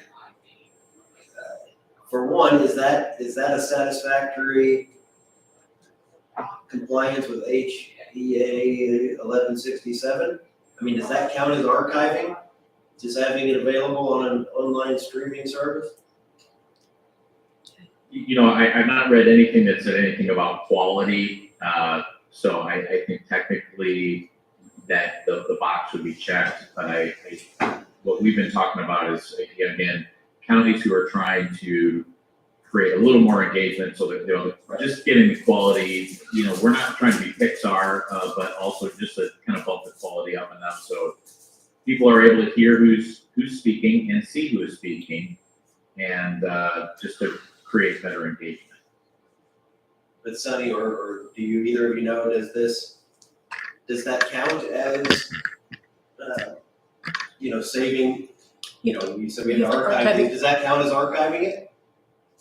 As long as It's they're able available to, to the public for the 90 days. 90 days. And so you are live streaming it straight to YouTube? Yes. Is that what you're trying to keep? Yes, and we archive it forever. I think the law says 90 days. Right. So I mean, we could really take our meetings down after 90 days and we would be in compliance with this rule, but we'll leave them up forever is our plan. But no, I wasn't trying to say that I like us having low quality. I was just trying to say that that is where we are currently. When Sandy brought this up to the board, I thought we talked to an organization a few years ago, Fish House, if you probably remember. And at that time, I think we thought it was too expensive for what it was. But I think going forward, I thought it was something worth considering looking at. How do the two of you feel? Yeah, I mean, I was on board to do this a couple of years ago. I think it would be nice to have our meetings archived and to be able to record it in a little better quality than what we have going right now. So do most other, I don't know how many municipalities you've worked with, but our county attorney's not here today, but I would assume that there is a RFP process we probably have to do to see who, there's other companies that do what you do. So I don't know if we would have to write up an RFP and you would be included, or because it's a technology offering, we wouldn't have to. I'm not sure what the rules are on that. We have not had to go an RFP route for any of the others for this project. And I don't know if there's a threshold of spend that triggers an RFP for you as well. That could be because of that, but we're in Fishers, we work with the Fishers government a lot. And we've never had to necessarily do the RFP process for them. And then there's other counties, like Greg said, that have just started working with us on things like this, and there hasn't been discussion of that either. But that doesn't mean that your county isn't different, that you might need to do that. So if we're interested in finding out more from you, is there, do you do a preliminary site visit and give us an estimate, or how do you normally proceed? Sure, we can either do a preliminary site visit, or I know we did receive some photos of your space.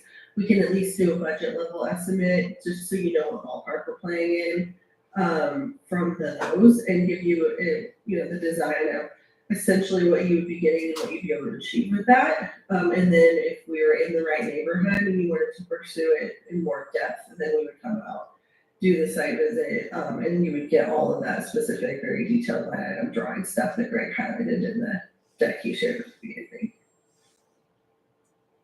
I think when you deal with technology, with a project like this, it's, there's a couple of things to look at. One, if it was just the technology only, if we were buying software or something that you had that was unique and you're the only one that sold it, then we're gonna be buying I assume cameras, recording equipment, and what are the DVRs and things like that. So I don't know what, we would take, I would take our council advice of how we would have to proceed with the purchase. But yeah, any more information you can give us? I mean, I think the 3 board members appear to be interested in probably improving what we have.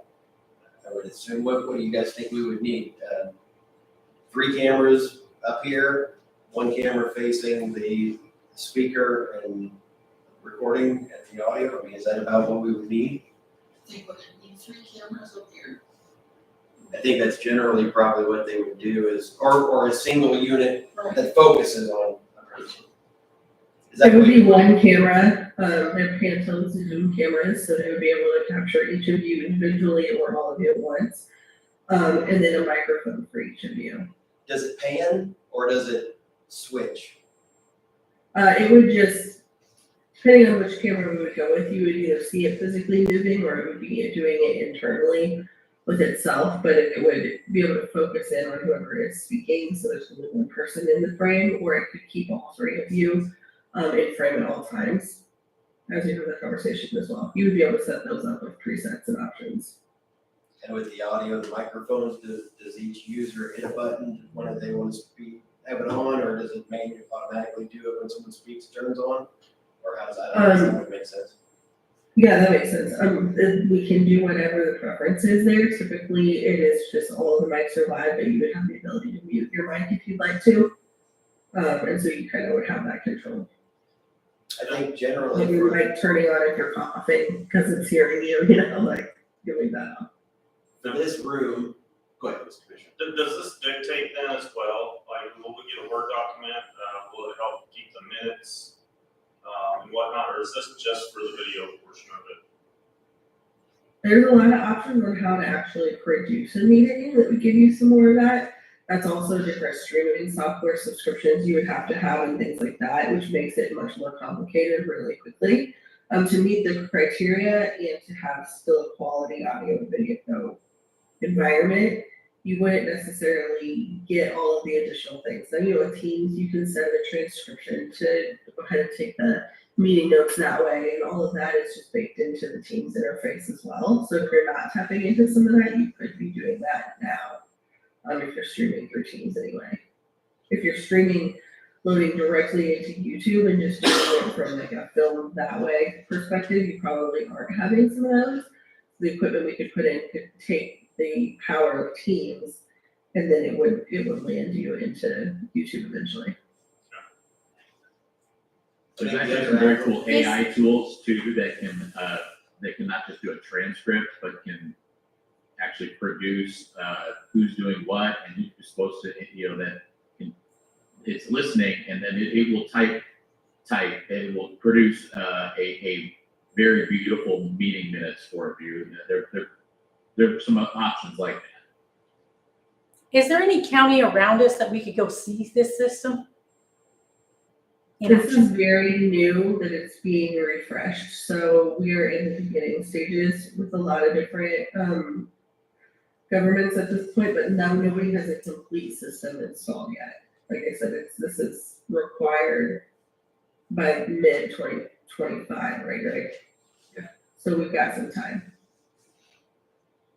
It doesn't mean there's not counties who have, pretty decent AV setups, but nothing to specifically meet these needs.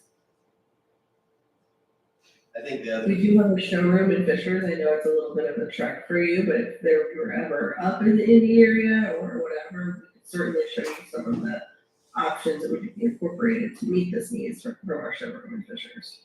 that was the big thing though, that people were trying to sell us was on the, oh, this will make you taking your minutes easier in this world. I don't know that we want that necessarily, because we don't need a transcript. Sure. Anything from you, Commissioner Stefano? No. I think we're running out of time on the. I think the Zoom link might end in 40 minutes, so sorry about that. So, I think we're interested in hearing more. On my side, I'll reach out to our county attorney of what we would have to do, and on your side, you can send us anything additional that you like. I did send them pictures of this room, so. I guess, I don't remember what else was the last time. It was, I think it was 3,500 or something. I thought it was a lot more. Okay, yeah, we look forward to continuing to talk with you. Thank you. We'll coordinate with Sandy and we'll have something to send back to you. Thank you. I appreciate it. Thank you. Thank you, sorry for the beginning there. Thanks for Okay. your patience. Take care. All right, Mr. Hope. So that thing that I gave you, you know them? You know them, or you don't have any interest in any of that? You don't want it for your record, then? No, Okay, sounds good. just want to update you guys on what we found out with the pipe. We ran a camera down through it, and if you turn to page 2, if you turn to page 2, that's as far as we got. So basically 15 to 20 feet. We went from the break room into the next room, which is the electrical room. And it runs north? Runs north. Okay. So we're thinking the clog is where the X is on the second page. So we would have to dig under that big electric panel and all that. So they run a camera, or you ran as the auger? We ran the camera, Okay. camera down through there, that's as far as we got. So we're thinking the clog is from that X on north, under, going under the panel there. That's the main electric coming in. So they don't want to mess with that because we'd have to auger or drill a new line because we couldn't dig under there. So their option was, if you go back to first page, taking out that cabinet. Who's they? Messers. Okay. Taking out that cabinet and basically putting like a sump pump type auger system or something in there. In other words, the water from the sink and the ice maker and that drain to the floor would drain into that little sump pump, or I can't remember what they actually called it. It's like a pump toilet, and they would pump it up and catch a pipe above it. Yeah, because I was tough to ask about the garbage disposal. Yeah, they would all run into that pit, And chopper. Be able to pump it. He said they'd be able to pump it up. And then what, just put concrete in the hole? No, we'd probably take out that bollar and that way you can get to it if you need to. Keep the doors on, when you close the doors, you wouldn't see it. Longer is that the drain's damaged. It's clogged. When they augered it the first time, they pulled out dirt, so it's damaged too. So what they would do would just put a cap on that pipe. We wouldn't use that pipe anymore. Right. That's what I meant, put something in there so that. They would just auger it up. I talked to Mike. Mike came over and looked at it. He said that's the way to go. I don't really see a way of digging under all that electric stuff. That'd be a nightmare. I'd rather not do that as well, so if we have another solution that'll pump it And up. they can't pull the ball down and Do what? they can't get the ball pulled out. No, we can't even, they can't get over, we ran the auger down through it, and we can't even get through it. It's just steel pipe. I think it's cast iron. Okay, So so that would at be the end of the my day, what's it gonna look like? There'll be a usable sink in this room. Yeah, everything go back normal, you'll close the doors, you won't see nothing. The only thing is the basement floor. If they have to dig up where that drain is, they don't know if they can tie in without damaging it, then they have to dig up like 3 foot to get to that pipe. And then we'll have to do something with that basement floor. The break room's floor might have to be redone or something down the road. So are you just here to ask for, I'm just here to, consent to go forward with getting a quote or getting that? I just get it done. Do we know what, I mean, is this a small project? Is it big? I don't think it's gonna be, I mean, I don't know what it's gonna cost. Again, it's a bidding thing, is it gonna be a big enough project, we need to bid it, or is it gonna be a couple $1,000? I'm guessing 5,000 or 6,000 maybe at the most, if that. They're thinking a couple of days. So I come in and jackhammer the floor a little bit. Could be a problem. It needs to be fixed, I mean, I don't think we have a choice. I tell everybody when they buy anything, ask Mr. Schneider to make sure that we're within the legal way we're obtaining a service or a project. And I think we'd be good to go. I don't know what it's gonna cost. They guess 2 days, 2 or 3 days, 2 guys. You know, labor would be the most thing, and they're gonna take a lot of pipe or parts, shouldn't take a whole lot. As long as, you get money paid for it. We're gonna pay, I think Mike said take it out of that, whatever that money was. Or that's what we talked about last time. This is travel consistency fund. Yeah, there's money there. 50,000 or whatever. Yeah. Is that what you're talking about? I think we have our, consent to move forward. So you're gonna put It's like a grinder pump or something. you're gonna do it like here or where? Underneath the cabinet. Well, Yeah. So how does it go away then, if the drain's clogged? We're gonna cap it and everything. The only thing that runs into this, the only thing that runs in there is now the sink, the ice maker, and that floor drain. So they're gonna run that into the new pit. And then pump it up and catch the waste line above us. Okay, that's the part I missed, I was like, if it's cold, you can't get in. And then they're gonna And cap it then all. someplace else to. Yeah, this goes away. They do anything over here. So hopefully the smell and everything, there's days it's bad. Should go away. I think cap the old. Cap the old line. You need anything? So it's not really a sub pump, it's just like a grinder. It's a grinder pump. It's not pump looking. Bumping up, it'd be a backflow preventer to keep it. I just happened to take it up on that screen. Still hearing. Yeah, they'll put all that, all we talked about, all that, so nothing goes back I down. can still hear it, you just can't see it. I think it has to be done. Yeah. I like it. Gotta keep the building functional. And then while I'm here, that somebody ran into the steps. I know Chad heard about it. I don't know if you guys heard about it. Car got away from somebody and ran into our north steps over there.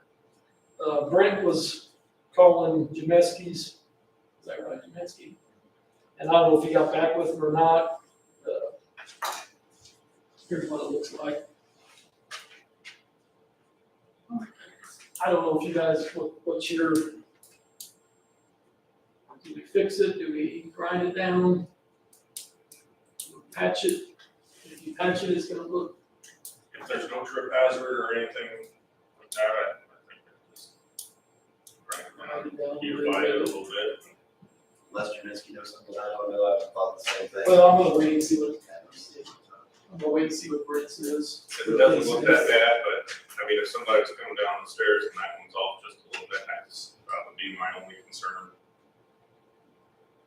I mean, if you patch it, I think it's gonna look worse. Yeah, we'll never get the colors to match. I think he was talking to him about maybe cutting out an area, but you're still gonna have the same effect, you know, so. I think what I told Scott was unless you're gonna cut out the whole thing and start over, it's not, no matter how big you cut, it's gonna look different. Right. It'll be a weird spot, so. I don't know what you wanna do. You put a patch on it and it'll stay for a year or two and then it'll break off. Break it off. I think try to grind it. That would be my suggestions. Unless Steve has something else. Yeah. I'll wait and see what Brent. He's awful. See what they've got to say, if he's got a better suggestion. If not, just run it down. Okay. Just trying to make it smooth. Thank you. That's all I got. All right. Next up, we have any boring comments. So let's pull through this. We got county computer security, as a discussion item. What we're gonna talk about there? Passwords. Okay. Currently, we do 30 days. And we've been doing that since they put the new network in 2016. I've contacted the cybersecurity insurance who recommends 60 days. Okay. If you don't do 60 days, do every time you log in, but they really recommend 60 days changing passwords.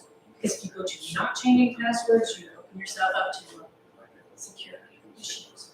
So we had a department that was having a few problems with, we're setting up a meeting with that department in particular. Hopefully this one cut some of their problems down a little bit. We are in the process, and that department already has Quick Pass. We're rolling out Quick Pass where you put it on your phone, you can go in and unlock yourself. I locked myself out this morning, changed passwords, so it happens, I get it. We don't want to impede somebody's business, but people have to be somewhat responsible for keeping knowing what their password is. I think a lot of companies around the area does 90 days, which I was really trying to get 90, but when cybersecurity tells you 60, you're at their mercy. We don't want I don't wanna go to 90 and then us have an issue and then say, you can change your password, well. So, just kind of up to what you guys think. Anybody have any issue with that? I mean, if I can go from 30 to 60, pretty simple. Anyone opposed? No. All right, you have the consensus to move forward on that. Anything else with the computer security? I don't think so. I did tell the department head last time about not gonna sell that computer to the person, so that was taken care of. Surplus items, we have a list of new items. The only thing I have is a couple of, we've been replacing a couple of laptops. The Weights and Measures got a new one, the park got a new one, and the judge is getting a few new ones, Judge Anthony, because I'm never got new PCs. So I've got a couple of those that I need to. Do you need to give us specifics on them so we know what we're declaring, or just? I have one over there. I think it's on, I know what the park has. Oh, it might be an old laptop. And then I know that Weights and Measures was a laptop that we repurposed from the ambulance department, and it's failing. And then, the judges is a desktop. So maybe just, I guess I would say in the future, maybe give us specifics on what they are, just for the record, in case. We have I one trust- inventory. I trust you wholeheartedly, but maybe in the future, the commissioners, the auditor don't get along, so if we're that. Whatever's on our inventory for those departments. Okay, so I'll move that we approve declaring as surplus the Weights and Measures, the judge and the prosecutor, or parks, computers as would have been mentioned. Second. Any discussion? All in favor, say aye. Aye. Motion carries. We started.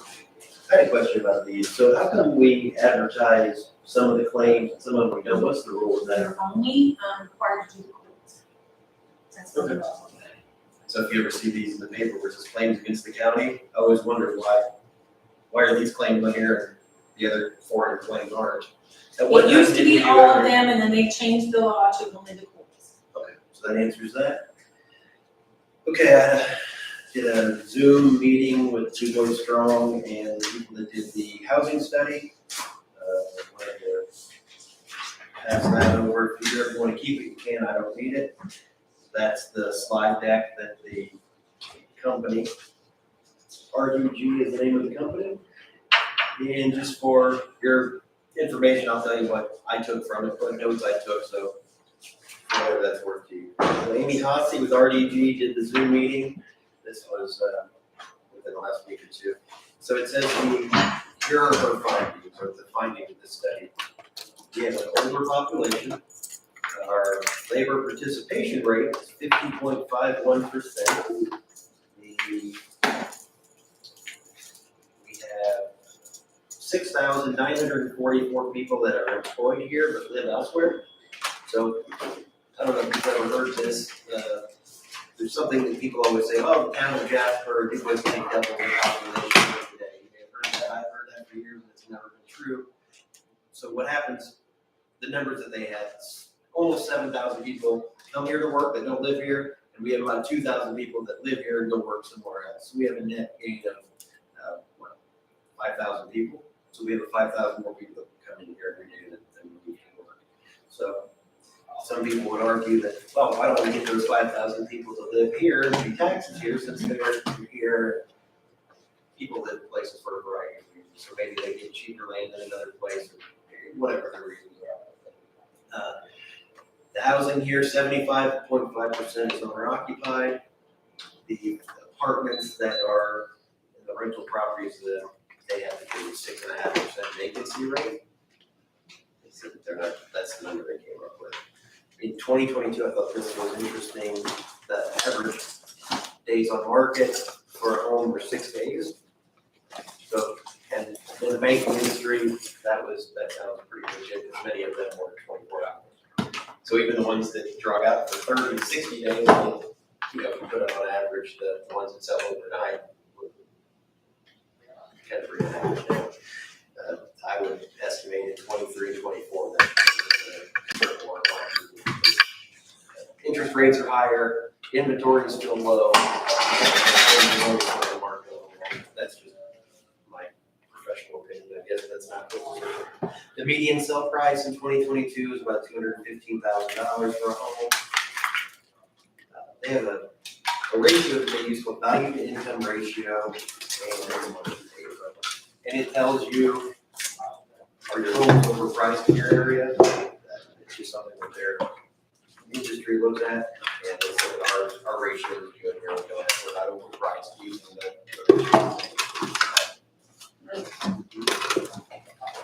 So, I guess the amount of time for what it costs is in line with where it should be.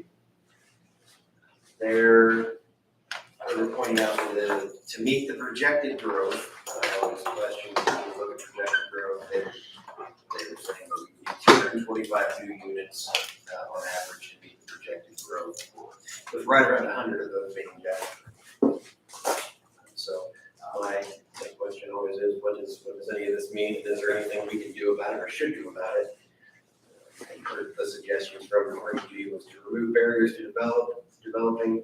That would mean reviewing the zoning rules if any of them were too restrictive.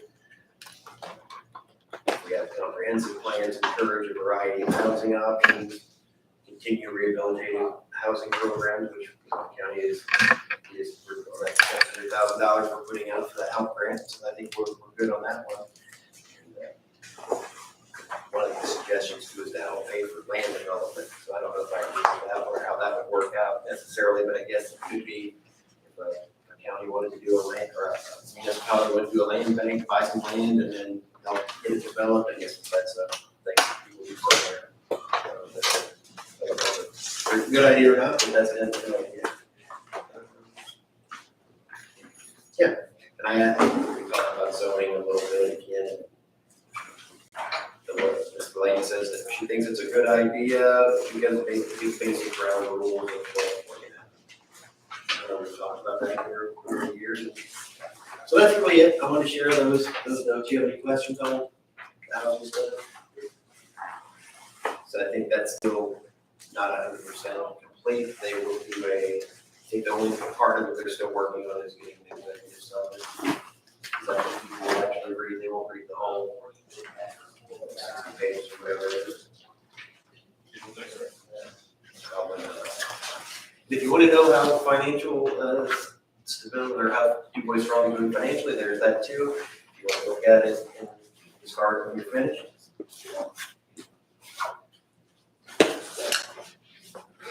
Sandy, I don't know if I sent this to you or if you had a chance to look at it, but there's an advisory board member, Aaron Simpson, who's with. Lynn looked it up and we have never had a forum for it. So we think it might be statute. So most of the positions of the Du Bois County Community Corrections Advisory Board are by statute. In other words, it'll say the sheriff or designee, prosecutor or designee, highest, the biggest municipality, so in our case, the mayor or their designee. So we have, and you, or the child services are one of those positions. And so Aaron Simpson was the head of the child services here in Jasper, but I think he's moving on to somewhere else.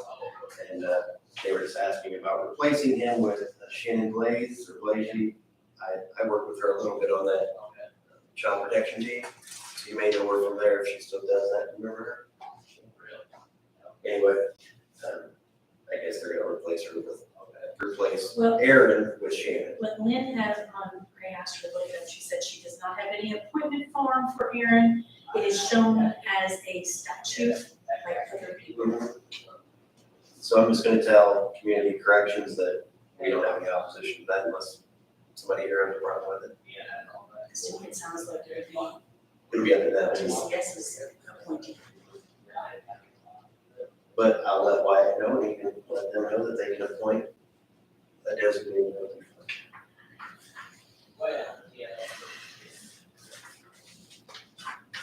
Here's even some more information for you. This one is on the Next Step Recovery Home. They had a information session. Were you at that? At the one in the Yes. court? I thought you were. Superior Court. Yes. So anyway, they have the house in Jasper is gonna have room for 6 men. Here's the resident intake information, Commissioner Hauslinger, if you wanna see it.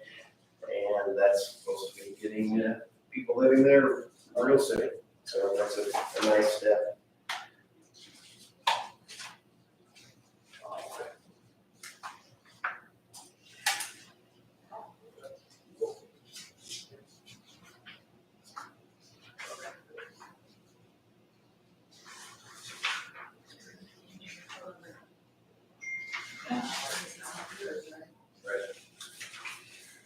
Okay, so is there anything from the auditor?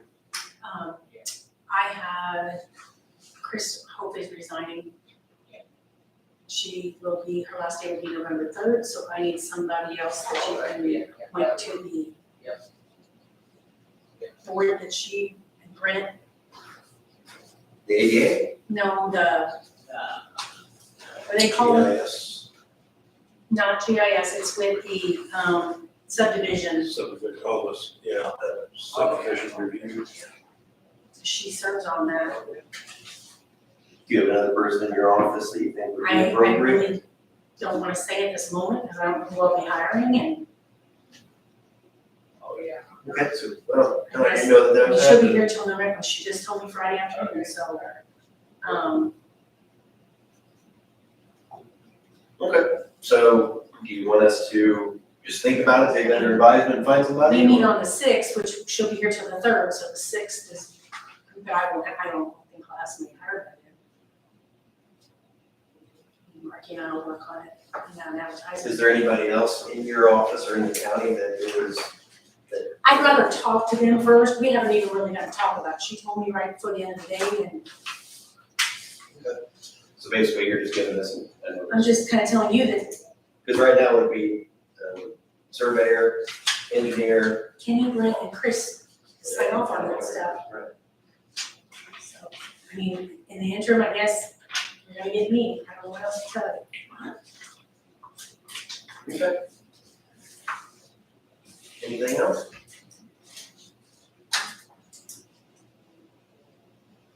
I will be at Auditors Conference on the 24th. Other than that, About that, are we all going to the commissioners thing this year? I am going. That's good, pretty cool. your invoice came back saying not paid, but we paid it, and I sent them a note, and I haven't heard back from them. I got one that said not paid too. I believe I got an email that says it was paid. Okay, because I Because I sent a always note. put your email on that, because ultimately you're gonna pay it, so why would I have an email me? Right, well, I mean, we had sent a check, and then they sent it back, and I was like, wait a minute, this one's paid. And then I made my reservation, but I still need to come get a check for that, so I'll probably wait until a little closer. Well, I guess I can go ahead and send you the information. Okay. Anything else? Anything else from the public out there? No? Nope. Commissioner Stefano, what do you got this week? Nothing. I'm good. Commissioner Hostetter? We did have a sewer district meeting. It was relatively brief. The, city is on board and ready to move forward if we're all moving forward, basically. I think our projects are tied hand in hand, and we both know that, and, happy to work together to get this. We will be having the public meetings. Yes, What's that? There will be only 2 public meetings. One at Hayes Fennel and one at the UJC. correct, here, I'm closing this real quick. Okay, so a public meeting at St. John's Lutheran on 11/2. It says Paul's in my note, but it still says St. John. On 11/2 at 6:30 PM, and then on 11/16 at 6:30, we'll have another public meeting at CTEM in Jasper. Postcards are gonna be sent to Haysville residents here shortly. I didn't put a date on that, do you remember what the She date didn't was? really say a date, but it's coming.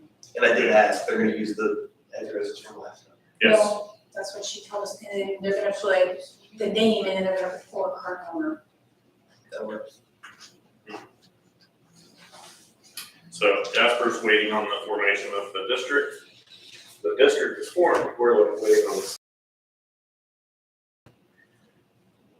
For the record, it's been 10 months or more. The state's moving pretty Right. fast if they get it done anytime soon. Yeah, so, yeah, that's kind of where we're at.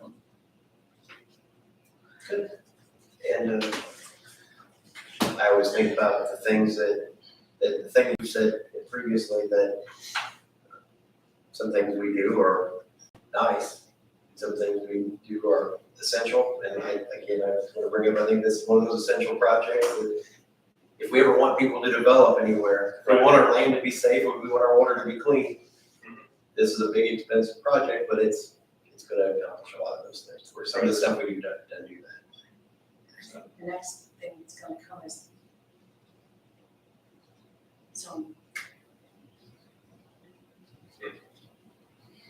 Right, and there's other entities that have, other local units that have said that they would like us to have zoning, and I can see some good with it, I can see some bad with it. I guess that's why there's probably 81 counties that have it and 11 that don't, roughly. So, So, I know, what was it, Gibson County did it, and rescinded it, so. She just made a comment at that meeting. I think some of our other municipalities would like us to go that direction. I can see the benefits and the negatives. I don't like anybody telling me what to do with my property too. I'm like everybody, I'm like a lot of people. Yeah. But I don't want my neighbor to do stuff that I don't like either. Right. So I think that's that. That's the give take, yeah. That's right. I don't believe I have anything else. Is there any other business for the board? Have anything. All right, we'll close the meeting.